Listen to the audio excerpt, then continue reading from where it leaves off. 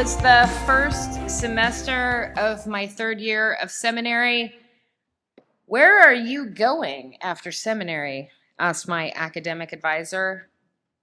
Although I finally knew my eschatology from my epistemology, my Pauline letters from my pseudo-Pauline letters, I felt I was just getting started.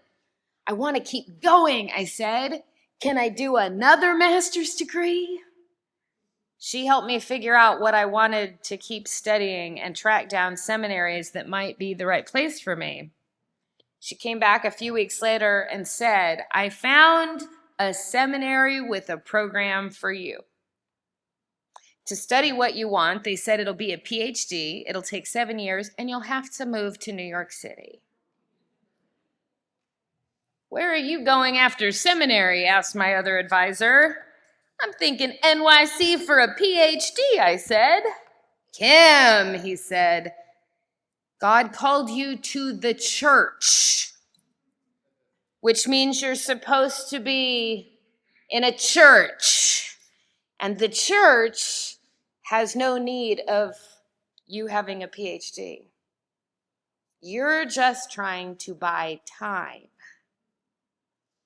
Go to the church," he said, "but don't go home to a church.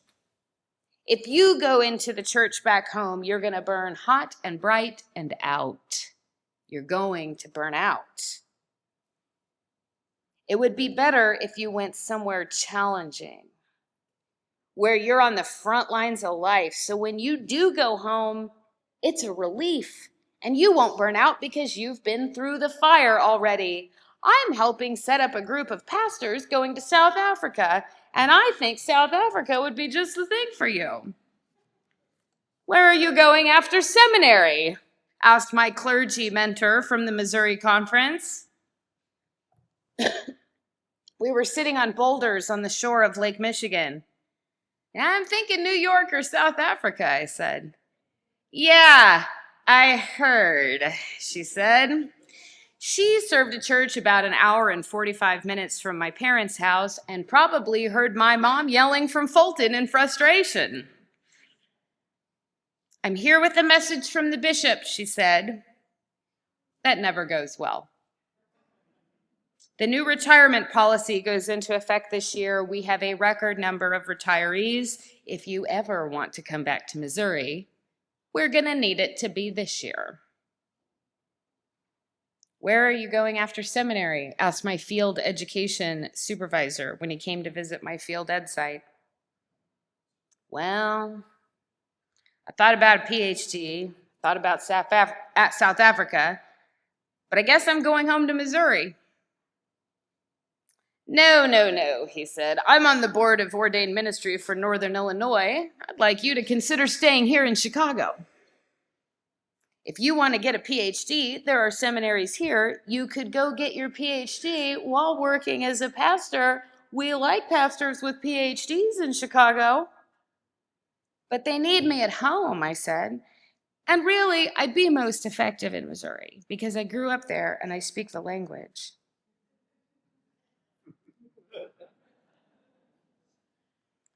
"I have a question I want you to consider," he said. And if this is a Chicago perspective on Missouri, I don't know what else is, all right? "Will there even be anyone in Missouri to wipe the blood off your brow when you're done beating it against the wall?" That was perhaps a little dire, but it spoke to my fear and anxiety around going home.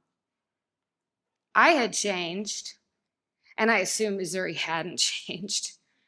At the same time, things wouldn't be the same. I wouldn't be going home. I would be going to my home state as a pastor to an appointment to wherever, outside my control, but within the borders of the state of Missouri. The truth was, I didn't feel ready to go home. I was afraid to take the risk of going home as Reverend Kim. Sometimes we feel anxiety about going home because things aren't going to be quite the same as before. Maybe we've lost someone who is an essential part of our life and our holidays, and we aren't sure how to imagine going home without them there. Or maybe home has moved because we've moved. Or maybe home will be the same, but something about us has changed. Something has shifted in us or in our lives, and we feel anxious about how we will be received this year. At some homecomings, the anxiety is that something has changed. And sometimes we feel anxiety about going home because nothing has changed. Uncle Edgar is still going to talk politics over dinner.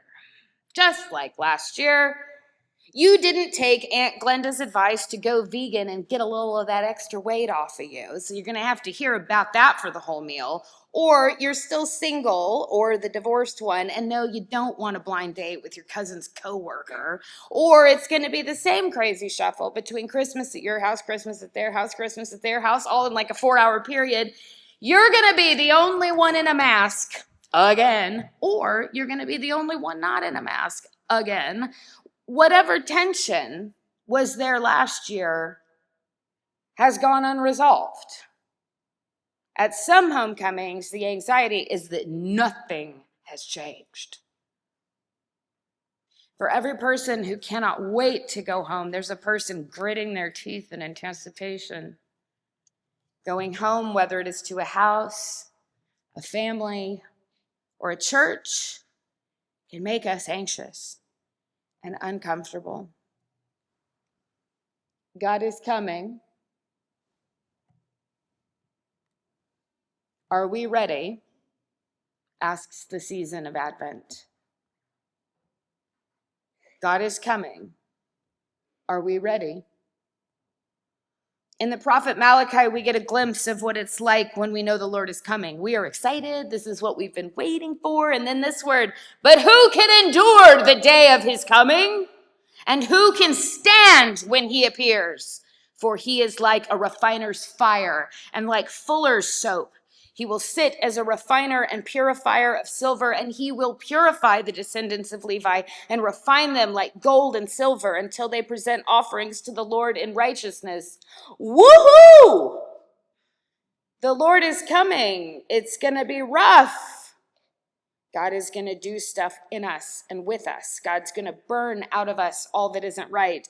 God's going to wash the grease out of our fluff and make us stronger. Are you ready for that?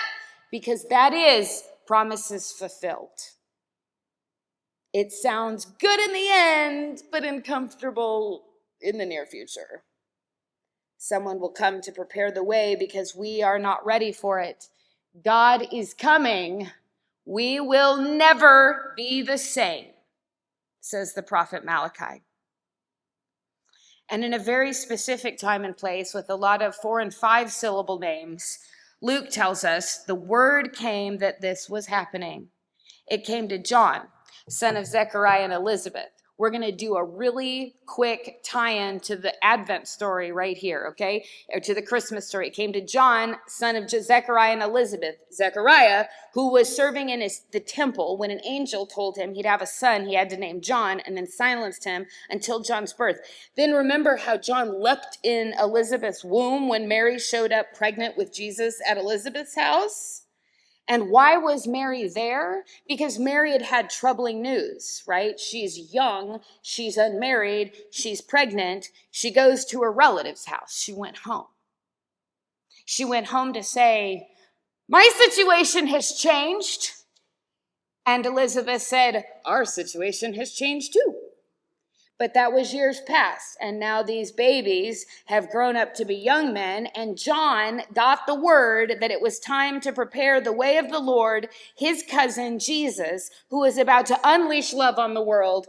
God is coming. Time to get ready.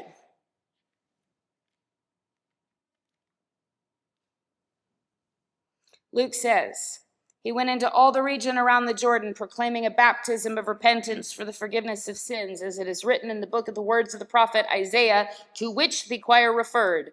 The voice of one crying out in the wilderness, prepare the way of the Lord, make his paths straight. Every valley shall be filled, and every mountain and hill shall be made low, and the crooked shall be made straight, and the rough ways made smooth, and all flesh shall see the salvation of God. The Gospel of Luke says, God is coming. We have work to do. Valleys have to be filled. Mountains and hills have to be made low. Crooked paths have to be straightened. Rough ways have to be made smooth. God is coming, says the prophet Malachi. We will never be the same. God is coming, says the Gospel of Luke. We have work to do.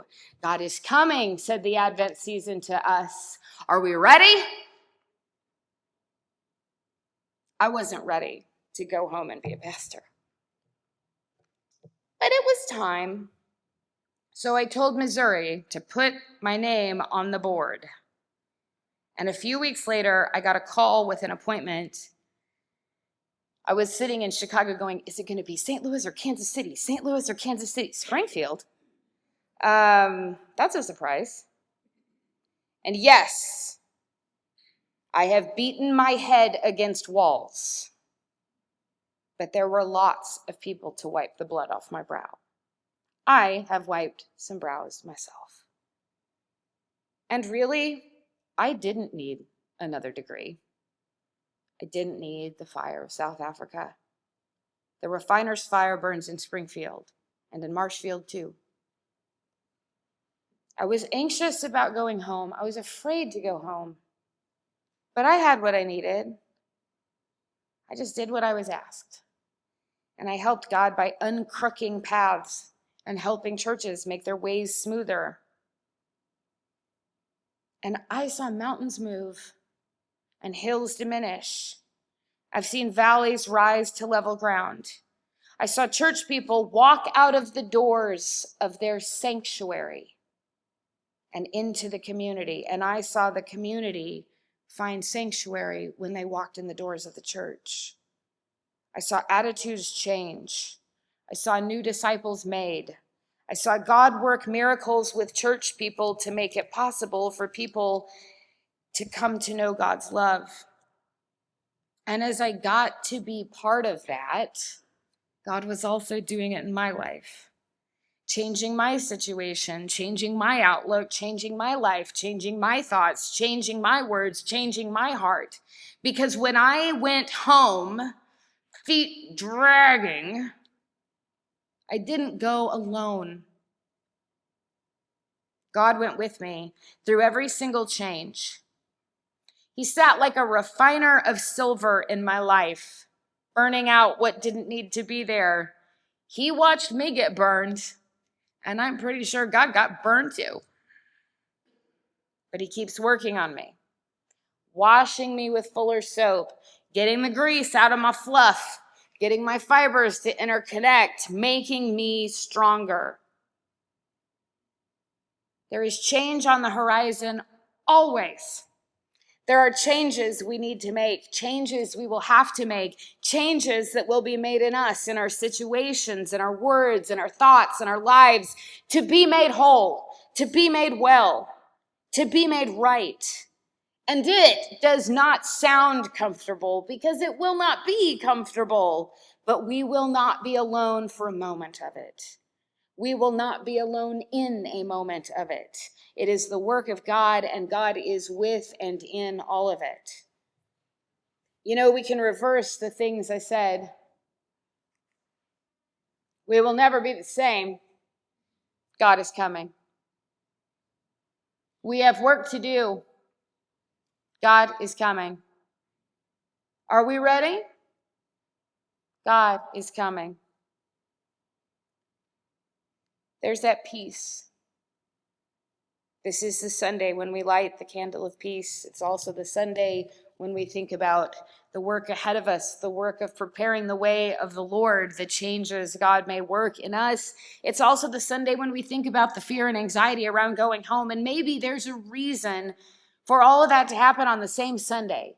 Because when we anticipate change, we become anxious and afraid. But when we anticipate God's presence, we find peace. We will never be the same. God is coming. We have work to do. God is coming. Are we ready? God is coming. May God be present at all our homecomings. May the fire in our lives be the fire of the refiner at work.